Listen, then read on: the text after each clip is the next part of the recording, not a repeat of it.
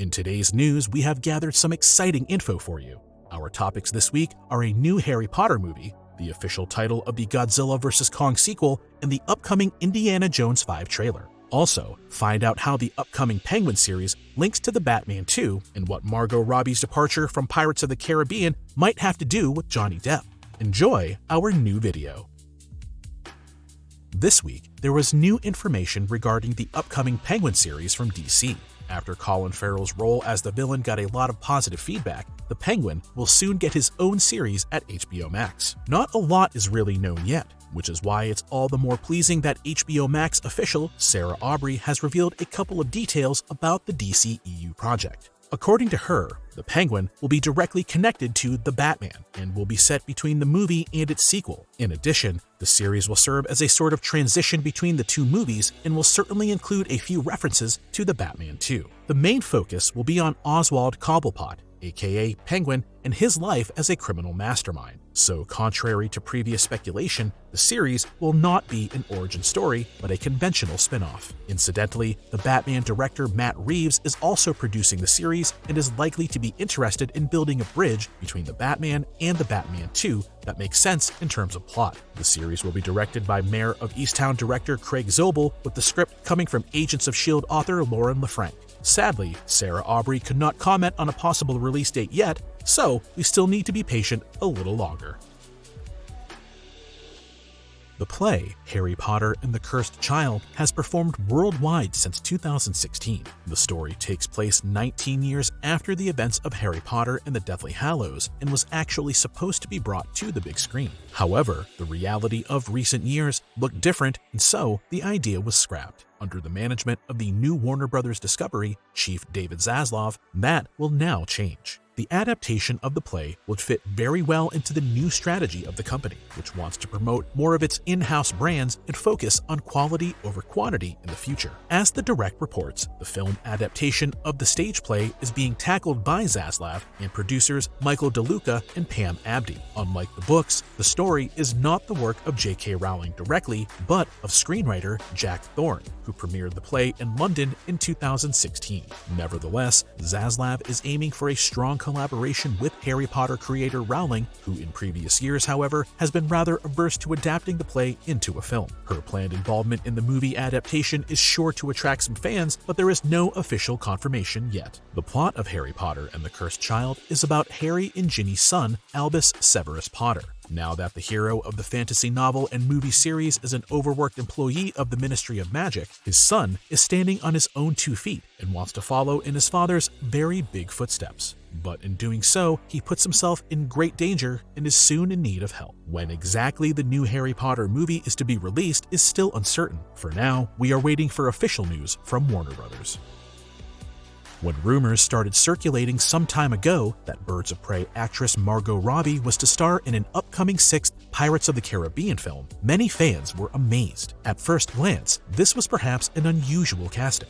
But as long as the film had been a standalone and not a cheap Jack Sparrow copy of the opposite sex, the film surely wouldn't have performed badly. In an interview with Vanity Fair, the 32-year-old spoke about her future in the Pirates of the Caribbean franchise and ruled out all speculations about her role. There had been an idea for a spin-off in which she would have played the lead role, but the interest on Disney's part seems to have faded in the meantime, so that there will not be a collaboration after all. Her clear statements in turn are creating new rumors as to why Disney has now backed away from the spin-off after all, due to the statements made by producer Jerry Bruckheimer this summer that he and author Ted Elliott are currently working on a script for Pirates of the Caribbean 6. Some fans now suspect that Johnny Depp will make a comeback. Depp, on the other hand, has stressed several times, including in his trial against Amber Heard, that he will not return to Disney. Thus, at the moment, there are no clear answers about the future of Pirates of the Caribbean. But it could well be that the relevant steps towards the future will be taken in the coming months, because despite the lack of more detailed information, it does not look as though there will be a goodbye to the film series.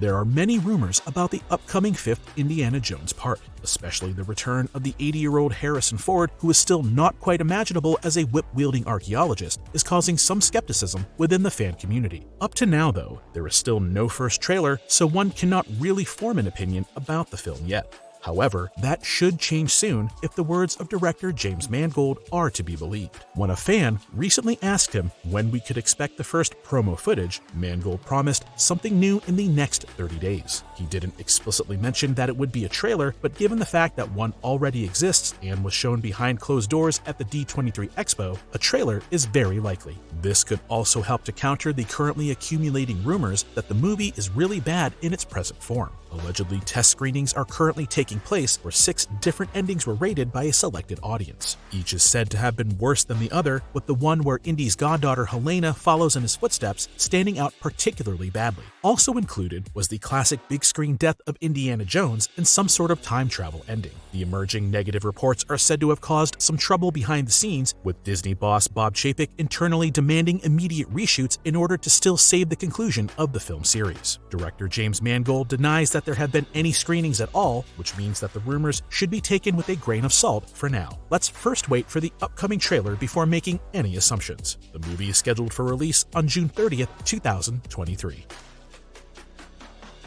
Godzilla vs. Kong was certainly one of the biggest highlights of the movie industry last summer, which had been hit hard by the pandemic. Even though the story was described as not particularly innovative at times, there were plenty of action sequences and many scenes that stuck in your memory. In the end, in spite of some early fighting, the two giants, Godzilla and King Kong, joined forces to fight the even more dangerous Mechagodzilla together. It's all the more fitting that the freshly revealed title of the sequel has now been announced as being Godzilla and Kong. As for who the upcoming villain is that the two titans will have to face off against, well, that's still the subject of much speculation at the moment. One thing is for sure though, director Adam Wingard wants to focus on Hollow Earth, the place of origin of Godzilla, Kong, and many other titans, which is now under King Kong's control after the last film. So far, Eileen actress Rebecca Hall, Bernie actor Brian Tyree Henry, and Kaylee Hoddle, who embodies Gia, are considered sure returnees. On the other hand, it is not entirely clear what the situation is regarding the two main actors, Millie Bobby Brown and Alexander Skarsgård. At least with Beauty and the Beast actor Dan Stevens, a new addition to the cast has already been confirmed, although his exact role has not been disclosed yet. Should there be any further updates on the cast, plot, or the release date, we will let you know, of course. Are you now even more excited about the sequel thanks to the new title? And if so, which titan do you believe could pose a real threat to Godzilla and King Kong? Feel free to post your guess in the comments. The first movie in the Chronicles of Narnia series was released over 17 years ago. The franchise still enjoys great popularity, with the original story by C.S. Lewis being published in the 1950s and comprising a total of 7 books. 3 of them have already been adapted in chronological order, so there is still enough content for at least 4 more movies. That is something Netflix must have been aware of in 2018 when the streaming service secured the movie rights for the franchise. 4 years later, there are now serious efforts to also implement the films, which is the reason why there was the first news this week following a long hiatus. According to a report from What's on Netflix, Little Women director Greta Gerwig is expected to direct not 1, but 2 The Chronicles of Narnia movies. The 39-year-old is no stranger to the film business and is also responsible for directing the Barbie adaptation set to debut next year. She also has several Oscar nominations to her name so far. However, due to her current involvement with the Barbie film, it will probably take some time before she can start work on the Chronicles of Narnia. Yet her commitment is definitely a key first step for the production. It can be expected that they will stick close to the books again, but since the sequence among the books is quite variable, it is impossible to say with certainty which books gets to be adapted first. Anyways, we are eagerly awaiting further news. What do you guys think about Gerwig's involvement, and which actors would you love to see in the starring role? Let us know in the comments down below. That's it for this week's news. If you haven't done so yet, we recommend you watch our new trailers for Puss in Boots 2 and Magic Mike's Last Dance. We hope you enjoyed this week's Hollywood news. Thanks for watching.